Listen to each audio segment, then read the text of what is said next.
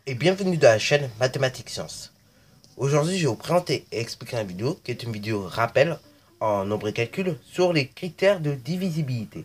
Alors oui, je sais que j'ai déjà fait une vidéo là-dessus, mais là, c'est vraiment un rappel tout simple sur les critères de divisibilité parce que tout simplement, les critères de divisibilité, tu vas en avoir besoin en sixième, en cinquième, lorsque tu feras des simplifications de fractions et même on va te rappeler les critères de divisibilité, ok.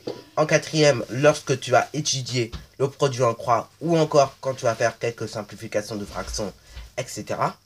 Et enfin, en classe de troisième, lorsque tu vas étudier les nombres premiers et comment décomposer un nombre premier en produit de facteurs premiers et après en seconde, en première, en terminale, etc. Tu auras encore besoin des critères de divisibilité parce que tu vas devoir étudier aussi des théorèmes de comparaison, etc. Donc voilà pourquoi je fais une vidéo rappel là-dessus. Alors tu vas me dire c'est facile, bah tant mieux.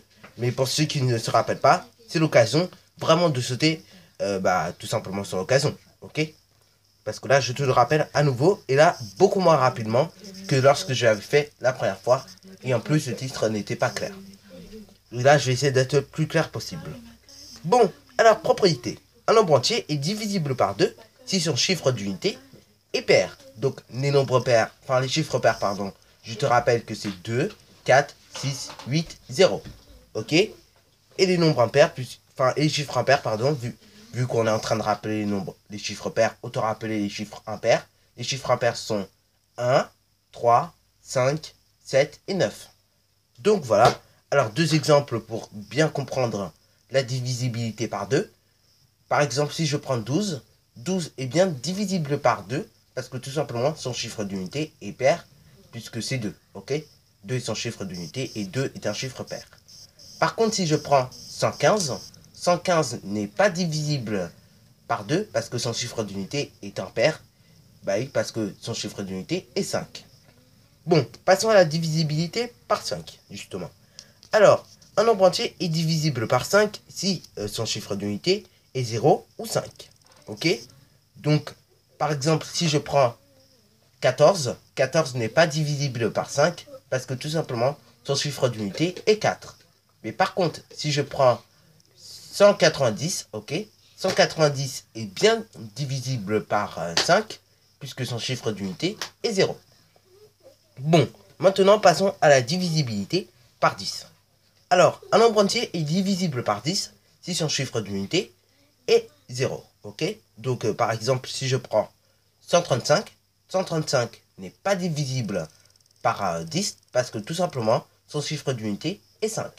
Mais par contre, si je prends 190 000, 190 000 est bien divisible par 10 parce que tout simplement, son chiffre d'unité est 0. Ok? Bon, alors maintenant, parlons de la divisibilité par 3. Donc, alors, un nombre est divisible par 3 si la somme de tous ces chiffres est un multiple de 3. Donc, par exemple, 123 est bien divisible par 3. Pourquoi? Parce que tout simplement, si tu fais la somme de 1 plus 2, ça donne 3. Plus 3 à nouveau parce que son chiffre d'unité c'était 3. Ça me donne 6. Ok? Et 6 est bien un multiple de 3. Donc, 123 est bien divisible par 3. Ok? Mais par contre, si je prends 124, là, 124 n'est pas divisible par 3 parce que tout simplement, si tu fais la somme de tous ces chiffres, tu obtiens 7. Ok? Bon, alors, un nombre entier est divisible par 9 si la somme de ces chiffres est un multiple de 9. Ok? Donc là, pareil, et bah, si je prends tout simplement 144, ok? Donc 144 est bien divisible par 9 parce que si je fais la somme de tous ces chiffres, qui est 1 plus 4, ça me donne 5, plus 4, ça me donne 9, ok? Et donc 9 est bien un multiple de 9, ok? Donc 144 est bien divisible par 9. Par contre, si je prends 147, ok? 147 n'est pas divisible par 9 parce que tout simplement, si tu fais la somme de tous ces chiffres, tu vas obtenir 12, ok? Voilà. Bon, alors, petite remarque que l'on peut faire d'ailleurs. Un nombre qui est divisible par 3 n'est pas forcément divisible par 9. Exemple 15. Ok? Il est bien divisible par 3, mais pas par 9. Ok? Par contre, si un nombre qui est divisible par 9 est forcément divisible par 3. Exemple 9, 27 ou encore 54. Ok? C'est divisible également par 3. Bon, alors terminons avec la dernière règle qui nous dit qu'un nombre entier est divisible par 4 si le nombre formé de ces deux derniers chiffres est un multiple, de 4. Bon, oui je sais, pour certains c'est difficile à comprendre. Alors on va le traduire avec un langage un peu plus facile, ok? Par exemple, si je prends 124, ok? On va prendre ces deux derniers chiffres, ok?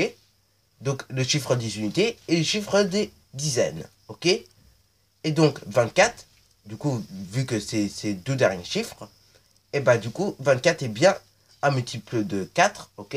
Donc 124 est bien divisible par 4, ok? Puisque ces deux derniers chiffres sont des multiples de 4, ok? Bon, voilà, c'est déjà la fin de cette vidéo. Alors si tu as bien aimé, n'hésite pas à liker, à commenter et surtout abonne-toi pour ne rien manquer de tes futures vidéos.